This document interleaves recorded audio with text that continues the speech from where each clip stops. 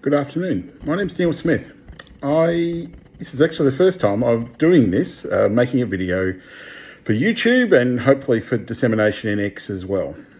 To give you the background story of myself, I'm a credit manager of the last 25 years, hence my handle in YouTube. But I feel compelled today, being less than 3 weeks from a federal election that I think is probably the most important election that we've had in this country, certainly this century, that it's really important that voters understand the mechanics and how basically our voting system works. Why will I do this? Well, I'm a politics student, a frustrated politics student of many, many years. Whilst being a credit manager, I also did a double major in politics at Monash University in the early 90s. So I have always taken a long interest in Australian politics and the way it works.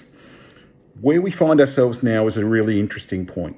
And why I say that is that for the last 70 plus years, we have seen a decline in the vote for the two major political groups in this country. So let me run through who they are and why I believe this has happened. So just a bit of a history lesson. I'll try and keep it as brief as possible. I'll also try and explain a little bit about how the preferential system works. I think there was an excellent video on this by Toffa Field. I don't want to repeat what Toffa said, but I just want to build on something that's really, really important, particularly for those people that are going to vote for minor parties in the coming election. So let me spend a little bit of time, first of all, talking about the system itself. Let me also then talk about why it is that it's really, really important for those that are voting for the minor parties actually understand how this preferential system works and how their vote gets distributed. So, in terms of the Australian political system, in 1951, at the election of 1951, roughly 97% of people voted for the two major party blocks.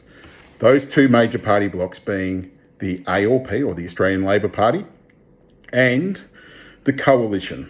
At that point, the Coalition was an alliance between the Liberal Party, which is a predominantly urban conservative party, and the Country Party, which represented people in rural seats or in rural electorates.